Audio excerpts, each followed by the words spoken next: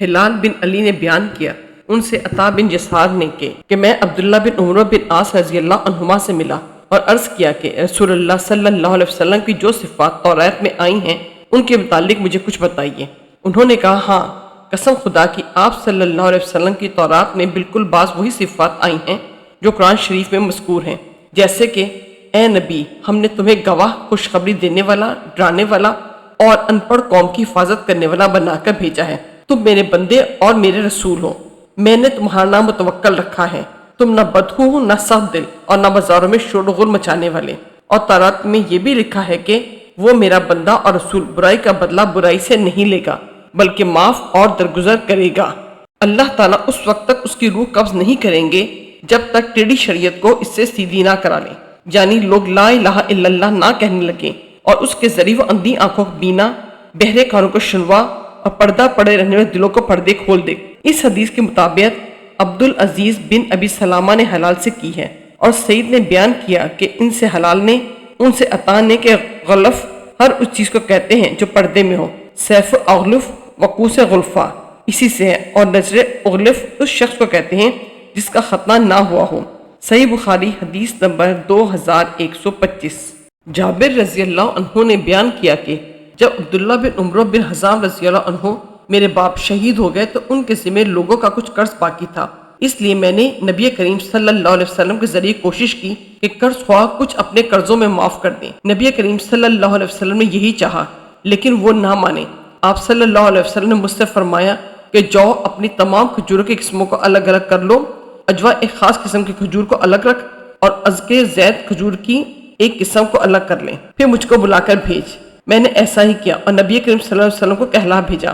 آپ صلی اللہ علیہ وسلم تشریف لائے اور کھجوروں کے ڈھیر پر یا بیچ میں بیٹھ گئے اور فرمایا کہ اب ان قرض خواہوں کو ناپ کر دو۔ میں نے ناپنا شروع کیا، جتنا قرض لوگوں کا تھا میں نے سب ادا کر دیا، پھر بھی تمام کھجور جوں کی تو تھی، ان میں سے ایک دانہ برابر بھی کمی نہیں ہوئی تھی۔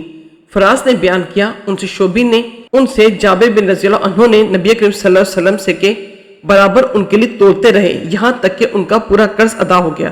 اور حشام نے کہا، ان سے وہب نے اور ان سے جابر رضی اللہ عنہ نے کہ نبی کریم صلی اللہ علیہ وسلم نے فرمایا کھجور توڑ اور اپنا قرض پورا ادا کر دے۔ صحیح بخاری حدیث نمبر 2127۔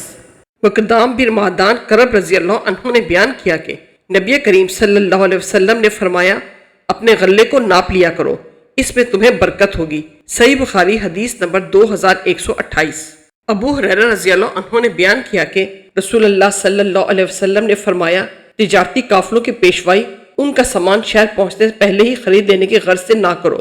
ایک شخص کسی دوسرے کی بیع پر بیع نہ کرے اور کوئی نجش نہ کرے اور کوئی شہری بدوی کا مال نہ بیچے اور بکری کے تھن میں دودھ نہ روکے۔ اگر کوئی اس آخری صورت میں جانور خرید لے تو اسے دہنے کے بعد دونوں طرح کے اختیارات ہیں۔ اگر وہ اس بیع پر راضی ہے تو جانور کو روک سکتا ہے، اور اگر وہ راضی نہیں ہے تو ایک ساکھ کھجور اس کے ساتھ دے کر اسے واپس کر دے۔ صحیح بخاری حدیث نمبر 2150۔ حضرت عائشہ رضی اللہ عنہا نے بیان کیا کہ رسول اللہ صلی اللہ علیہ وسلم تشریف لائے تو میں نے آپ سے بریرہ رضی اللہ عنہا کے خریدنے کا ذکر کیا۔ آپ نے فرمایا تم خرید کر آزاد کر دو، ولا تو اسی کی ہوتی ہے جو آزاد کرے۔ پھر آپ منبر پر تشریف لائے اور فرمایا لوگوں کو کیا ہو گیا ہے کہ خرید و فروخت میں ایسی شرطیں لگاتے ہیں جن کی کوئی اصل کتاب اللہ میں نہیں ہے۔ جو شخص بھی کوئی ایسی شرط لگائے گا جس کی اصل کتاب اللہ میں نہ ہو تو وہ شرط باطل ہوگی، خواہ 100 شرطیں کیوں نہ لگا لیں، کیونکہ اللہ کی شرط حق اور مضبوط ہے اور اسی کا اعتبار ہے۔ صحیح بخاری حدیث نمبر 2155۔ عبداللہ بن طاؤس نے، ان سے ان کے باپ نے اور ان سے ابن عباس رضی اللہ عنہما نے بیان کیا کہ نبی کریم صلی اللہ علیہ وسلم نے فرمایا تجارتی قافلوں سے آگے جا کر نہ ملا کرو، ان کو منڈی میں آنے دو اور کوئی شہری کسی دیہاتی کا سامان نہ بیچے۔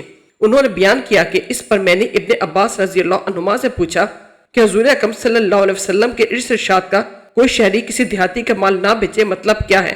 تو انہوں نے فرمایا کہ مطلب یہ ہے کہ اس کا دلال نہ بنے۔ صحیح بخاری حدیث نمبر 2158۔